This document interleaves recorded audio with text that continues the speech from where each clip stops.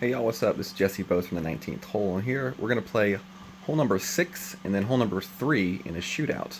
And this is part of the Club Oceania tournament.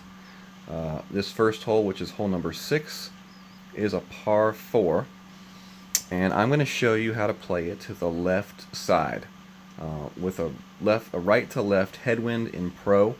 I think going to the left side is your best opportunity at getting the rough bump eagle shot. So I'm going to talk my way through this hole for you and hopefully give you all a better understanding on how to play this hole and why I'm playing it the way that I am. And then we're also going to get to look at hole number 3, which is a par 3 that I know a lot of people have been having issues with, and I play that one with the sniper off the middle hill, which I did ace earlier today. And I've been close ever since I moved to this particular method. So first thing I'm going to do, full top and 4 bars, at least 4 bars of left spin on this shot right here. As you're going to see, I aim this shot. Where I end up aiming this shot at the end, I would suggest moving it a little bit farther to the right. If you see that middle palm tree right there, I would split the difference between the left edge and that palm tree as far as your aim.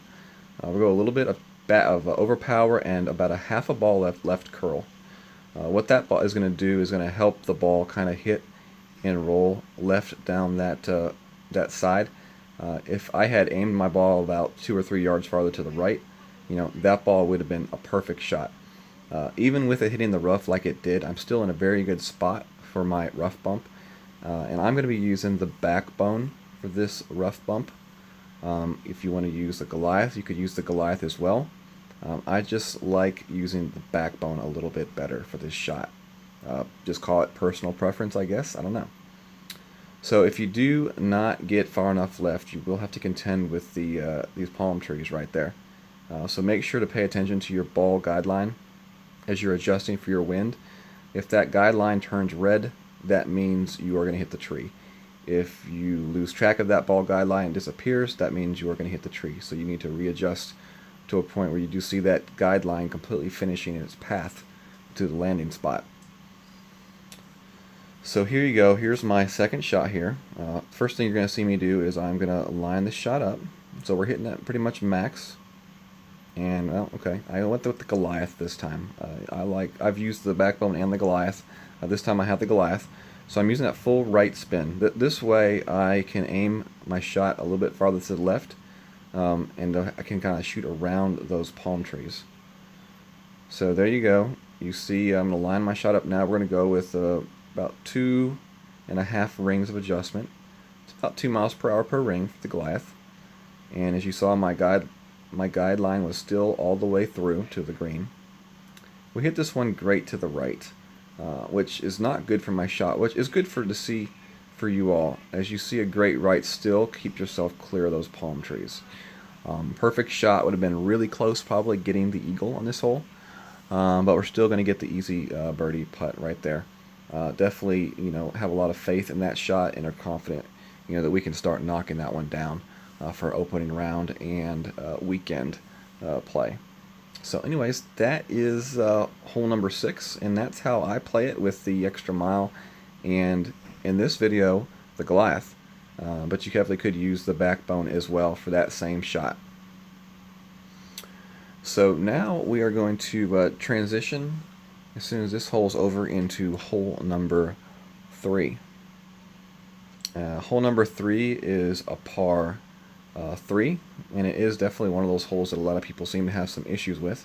For me, I'm going to be using the sniper, and we're going to play our shot off this little center island right here.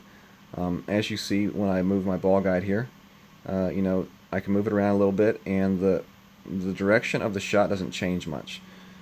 So basically, I'm going to go almost full backspin and 1 right bar of spin, and you just want to see the edge of that ball guide kind of trailing over that hill down to the hole.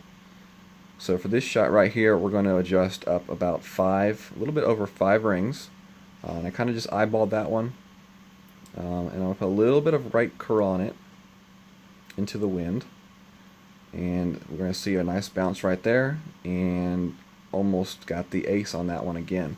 I hit the ace on this one earlier in practice, and then I've seen this hole about 4 or 5 times in shootouts during that practice round, and I was within probably 3 yards, 4 out of the 5 times, and within 5 yards the other time. So definitely a very consistent way to play this hole is off that middle